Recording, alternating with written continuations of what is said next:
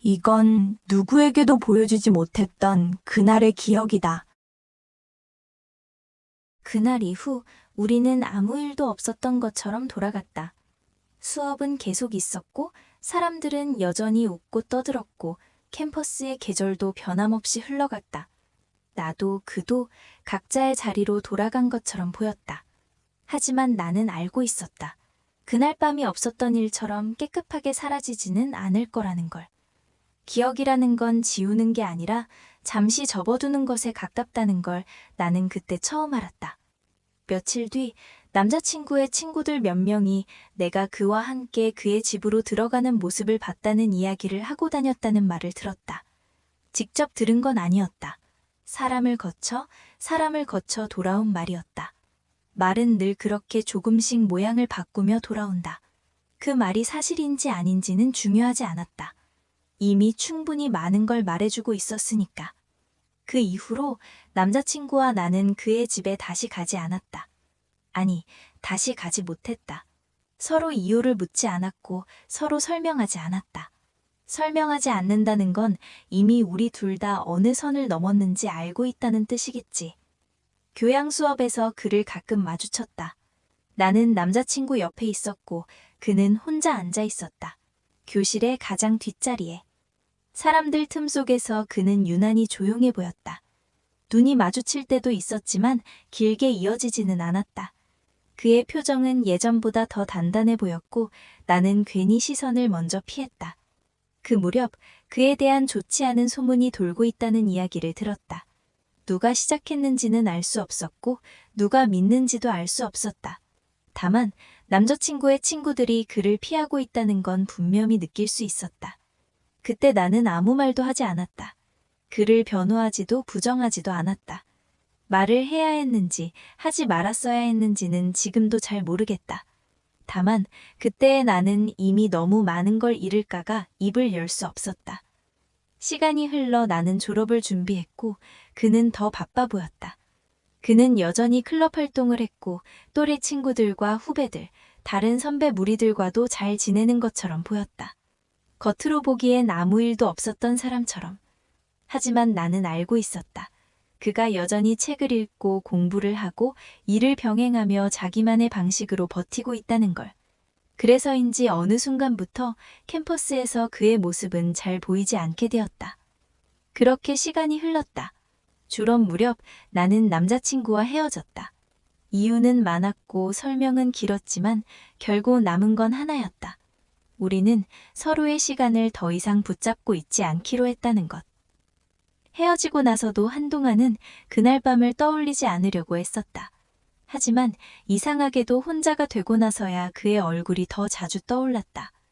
취업을 하고 회사 생활에 조금씩 익숙해질 즈음이었다. 회사 근처로 이사를 하기 위해 짐을 정리하던 중 낡은 수첩 하나가 바닥으로 툭 떨어졌다. 펼쳐진 페이지엔 그의 이메일 주소가 적혀 있었다.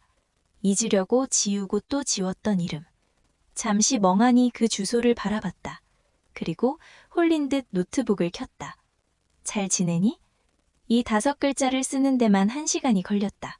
혹시 읽지 않으면 어쩌나, 읽고도 무시하면 어쩌나 손끝이 떨리는 걸 느끼며 전송 버튼을 눌렸다. 답장은 생각보다 빨리 왔다. 나 강남에서 일해. 생각보다 아주 가까운 곳에 있었네. 우리는 같은 강남에서 일하고 있었다. 회사도 멀지 않았고 퇴근 시간도 비슷했다. 그럼 한번 볼까요? 그 말이 자연스럽게 나왔다. 강남의 화려한 네온 사인 아래에서 다시 만난 그는 내가 알던 그 수줍은 후배가 아니었다. 맞춤 정장이 잘 어울리는 눈빛이 단단해진 어른 남자가 그 자리에 서 있었다. 우리는 이자카야의 구석진 자리로 자연스럽게 숨어들었다. 학교 때 소문. 힘들었지? 미안해. 내가 아무 말도 못해서. 내 사과에 그는 덤덤하게 웃어 보였다. 그는 그 소문 덕분에 오히려 선배들에게 시간을 빼앗기지 않고 자기 일과 공부에 집중할 수 있었던 것 같다고 말하며 웃었다.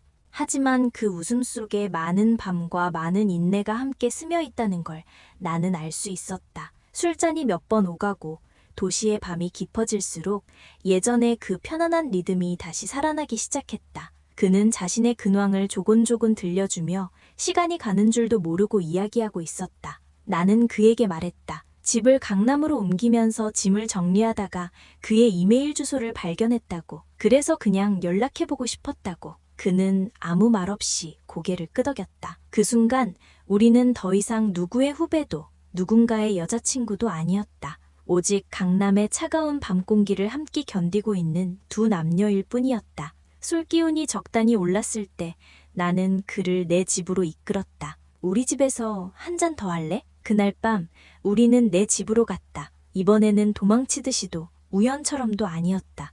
선택이었다. 그 밤은 예전과는 달랐다. 급하지 않았고 불안하지도 않았다. 우리는 이미 한 번 지나온 사람들처럼 서로를 대했다. 내 오피스텔 창밖으로 보이는 강남의 야경은 화려했지만 방 안은 오직 단둘만의 온기로 채워졌다.